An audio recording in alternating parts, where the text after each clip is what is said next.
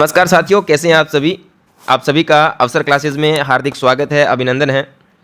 साथियों, हमारी आज ये 4 नंबर क्लास है।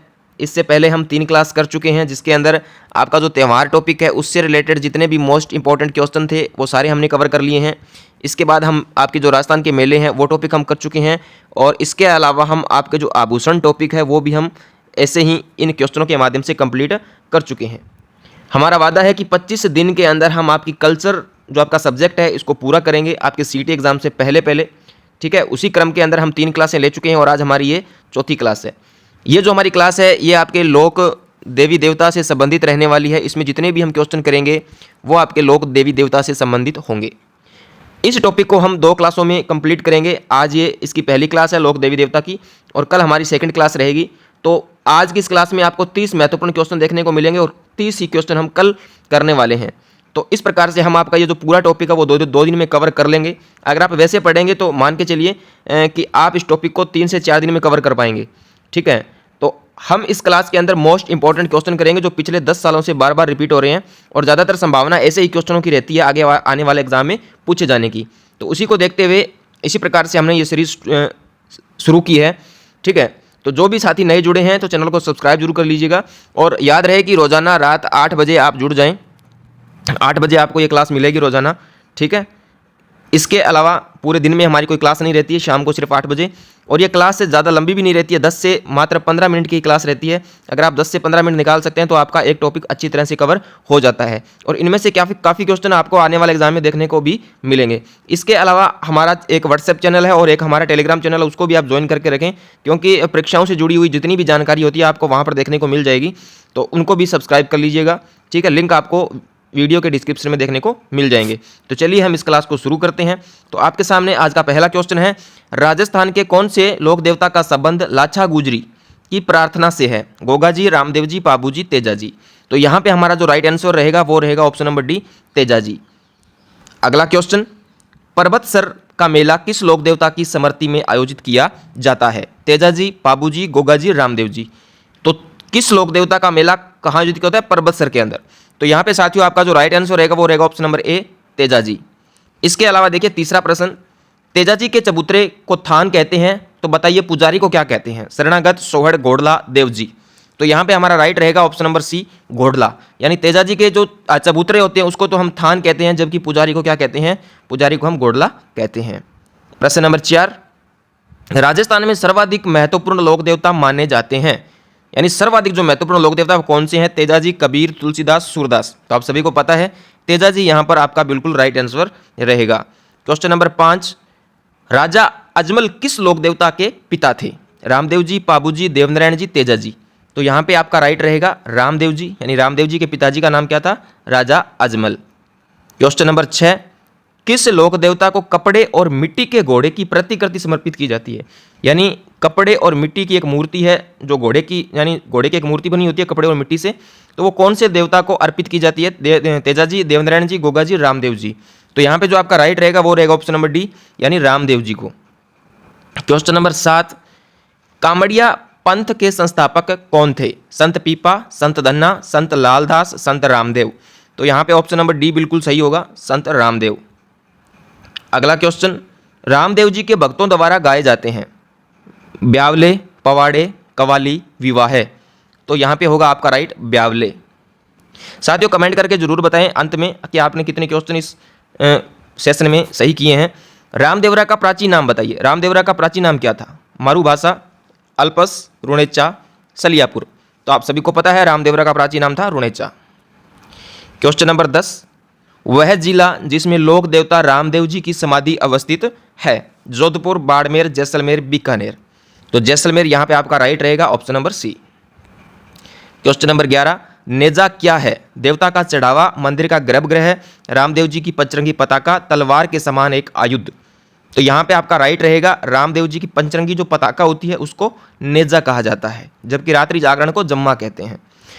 लोक देवता गोगा जी की समाधि राजस्थान के किस जिले में है? यानी लोक देवता गोगा जी की समाधि कहाँ पे है? गोगामेड़ी में है।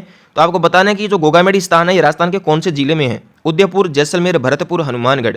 तो आपका राइट आंसर रहेगा ऑप्शन नंबर डी, हनुमानगढ़ में है गोगामेड़ी स्थान। खेजड़ी का पेड़ संबंधित है गोगा जी से, तेजा जी से, पाबू जी से या देव जी से? तो ऑप्शन नंबर ए बिल्कुल राइट रहेगा। खेजड़ी किससे संबंधित है? गोगा जी से। जैसे ये खेजड़ी का वृक्ष होता है, ठीक है, इस प्रकार से, इसके नीचे एक थान बना हुआ होता है इस प्रकार से, और इसके ऊपर एक सर्प की आकृति अंकित होती है, तो ये गोगा जी से संबंधित है। क्वेश्चन नंबर 14, राजस्थान के किस लोक देवता ने महमूद गजनवी से युद्ध किया था? बाबू जी, संत पीपा जी, जसनाथ जी, गोगा जी? तो यहाँ पे आपका राइट रहेगा option number D, Goga ji ने महमूद गजनवी से युद्ध किया था। लोक देवता गोगा जी किस शासक के समकालीन थे? महमूद गजनवी, महमूद गौरी, इल्तुतमिश, अलाउद्दीन खिलजी? तो पिछले क्वेश्चन में हम करके आए हैं कि गोगा जी ने युद्ध किससे किया था? महमूद गजनवी से। तो इनके समकालीन कौन होगा? महमूद गजनवी। ऑप्शन ए बिल्कुल आपका राइट रहेगा। क्वेश्चन नंबर 16, चूरू जिले का ददरेवा गांव संबंधित है गोगा जी से, हड़बू जी से, पाबू जी से, देवनारायण जी से? तो ऑप्शन नंबर ए बिल्कुल राइट रहेगा। चूरू को जो ददरेवा गांव है वो गोगा जी से संबंधित है, क्योंकि यहाँ पर इनका क्या हुआ था? जन्म हुआ था। निम्न में से किसे मारवाड़ में सर्वप्रथम ऊंट लाने का श्रेय दिया जाता है? यानी मारवाड़ जोधपुर का जो क्षेत्र है वहाँ पे सबसे पहले ऊंट कौन लेकर आया था? पाबू जी, गोगा जी, देवनारायण जी, तेजा जी? तो ऑप्शन ए बिल्कुल राइट रहेगा, पाबू जी। साथियों, मैं थोड़ा जल्दी आपको बता रहा हूँ, क्योंकि हमारा यही है कि हम जितने भी क्वेश्चन करें 10 से 15 मिनट में इसको कवर करके इस टॉपिक को कंप्लीट करें, ठीक है?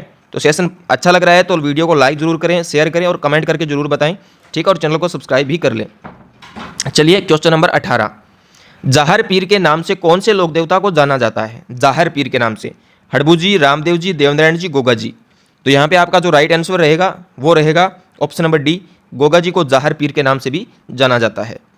पाबू जी को अवतार माना जाता है। पाबू जी को किसका अवतार माना जाता है? शत्रुघ्न का, लक्ष्मण का, भरत का, राम का? तो ऑप्शन नंबर बी बिल्कुल राइट रहेगा, लक्ष्मण का अवतार माना जाता है पाबू जी को। संत पाबू जी के शिष्य मुख्यतः हैं, यानी कौन सी जाति के हैं संत पाबू जी के शिष्य? रेबारी, जाट, छिंपा, गुर्जर? तो ऑप्शन नंबर ए बिल्कुल राइट रहेगा, रेबारी जाति से संबंधित है पाबू जी के शिष्य। क्वेश्चन नंबर 21, निम्नलिखित में से कौन सा समुदाय अपने मंदिरों के लिए बडेर पद का प्रयोग करता है? अहिर, बंजारा, सीरवी, देवासी? तो सी ऑप्शन सीरवी आपका बिल्कुल राइट हो जाएगा। क्वेश्चन नंबर 22, राठौड़ राजवंश की कुल देवी का नाम बताइए? आसापाला माता, सकंबरी माता, नागणेची माता, बीजासण माता? तो ऑप्शन नंबर सी बिल्कुल राइट रहेगा, नागणेची माता। मेहरानगढ़ दुखंतिका के जांच आयोग के अध्यक्ष हैं। तो देखिए साथियों, ये जो मेहरानगढ़ दुखंतिका है ना, मेहरानगढ़ में एक मेले के अंदर भगदड़ मच गई थी। उस भगदड़ के मचने से काफ़ी लोगों की मौत हो गई थी और उसकी जांच के लिए एक आयोग का गठन किया गया। तो उस आयोग के अध्यक्ष कौन थे वो बताना है। N Mathur, Jasraj Chopra, Indrasen Israni, P K Tiwari? तो जसराज चोपड़ा यहाँ पे आपका बिल्कुल राइट आंसर रहेगा, option number B. Question number 24, Tripura Sundari Devi का मंदिर कहाँ है? बांसवाड़ा, उदयपुर, डूंगरपुर, चित्तौड़गढ़? तो बांसवाड़ा आपका बिल्कुल राइट रहेगा साथियों। क्वेश्चन नंबर 25 देखते हैं, किस लोक देवी को थार की वैष्णो देवी कहा जाता है? थार की वैष्णो देवी? जीर्ण माता, चामुंडा माता, जवाला माता, तन्नोट माता? तो ऑप्शन नंबर डी बिल्कुल राइट रहेगा, तन्नोट माता, और इनका मंदिर जैसलमेर के अंदर है। क्वेश्चन नंबर 26, बाण माता किस राज परिवार की कुल देवी है? जो बाण माता है वो किस राज परिवार की कुल देवी है? मेवाड़, बीकानेर, जोधपुर, जयपुर? तो ऑप्शन नंबर ए बिल्कुल राइट रहेगा, मेवाड़ राजवंश, यानी मेवाड़ के अंदर जो राजवंश है उनकी है, यानी सिसोदिया वंश की कुल देवी है। क्वेश्चन नंबर 27, अलवर क्षेत्र की लोक देवी के रूप में किसे मान्यता प्राप्त है? सुगाली माता, सचिया माता, लटियाला माता, जिलानी माता? तो ऑप्शन नंबर डी बिल्कुल राइट रहेगा आपका, जिलानी माता। क्वेश्चन नंबर 28, धौलागढ़ देवी का मंदिर किस जिले में स्थित है? करौली, भरतपुर, बूंदी, अलवर? तो यहाँ पे जो आपका राइट आंसर रहेगा साथियों वो रहेगा option number D, Alwar. Alwar में धौलागढ़ देवी का मंदिर बना हुआ है। क्वेश्चन नंबर 29, गुप्तकालीन भ्रमर माता का मंदिर कहाँ पर स्थित है? सोजत, छोटी सादड़ी, पेरवा, एरणपुरा? तो ऑप्शन नंबर सी बिल्कुल राइट रहेगा, पेरवा, और पेरवा छोटी सादड़ी प्रतापगढ़ के अंदर है। क्वेश्चन नंबर 30 आपका लास्ट क्वेश्चन है आज का, राजस्थान में तीर्थ यात्रा पर जाते समय पूजा की जाती है, कौन सी देवी की पूजा की जाती है? दुर्गा माता की, देवरा की, पथवारी देवी की, सांझी की? तो यहाँ पे साथियों ऑप्शन नंबर सी आपका बिल्कुल राइट हो जाएगा, पथवारी देवी की। तो साथियों ये थे आज के 30 मोस्ट इंपॉर्टेंट क्वेश्चन, और 30 क्वेश्चन हम कल कर लेंगे। तो इतने ही, यानी 60 के आसपास क्वेश्चन है जो इस टॉपिक से बनते हैं। सबसे ज़्यादा जो महत्वपूर्ण क्वेश्चन है वो इसी टॉपिक से बनते हैं, और लगभग 3 से 4 क्वेश्चन आपको इसी टॉपिक से देखने को सीटी में मिलेंगे। ठीक है साथियों, तो कल इसी टाइम आ जाएं, और 10 से 15 मिनट की क्लास होती है। ठीक है। और पिछली अगर आपने 3 क्लास अभी तक नहीं देखी है तो प्लेलिस्ट आपको मिल जाएगी, तो प्लेलिस्ट में जाकर उन क्लासों को भी एक बार आप देख लीजिए। अगर आप ये सारी क्लास देखेंगे 1 से लेकर 4 तक तो आपको सिर्फ 1 घंटे का समय लगेगा और 1 घंटे में आपके 4 टॉपिक है वो कवर हो जाएंगे अच्छे तरह से। क्योंकि जितने भी पिछले 10 सालों से जो क्वेश्चन आए हुए हैं, हमने अक्सर देखा भी है कि जो क्वेश्चन पिछले 5 या 10 सालों में बार बार रिपीट होते हैं वही क्वेश्चन की संभावना रहती है कि आगे आने वाले एग्जाम में ज़्यादा वही पूछे जाते हैं। ठीक है, ज़्यादा इसमें चेंजिंग नहीं होगी। अगर ये प्रश्न आएंगे ना तो इसमें आपको थोड़ी सी लैंग्वेज का डिफरेंस मिलेगा, बाकी आपको जो ऑप्शन है वो चेंज होते हुए मिलेंगे। ठीक है, लेकिन प्रश्न लगभग यही जो सेम क्वेश्चन है वही बार बार क्या होते हैं, रिपीट होते हैं। और नया जीके नहीं पूछा जाएगा, क्योंकि अभी क्या है, एक समिति बनाई गई है, उसकी अभी रिपोर्ट आना बाकी है कि कितने जिलों को रखा जाए कितनों को नहीं। तो तब तक चिंता मत कीजिए, नया जीके आपसे बिल्कुल भी नहीं पूछा जाएगा। तो मिलते हैं साथियों कल इसी वक्त कुछ नए क्वेश्चनों के साथ में। तब तक के लिए धन्यवाद।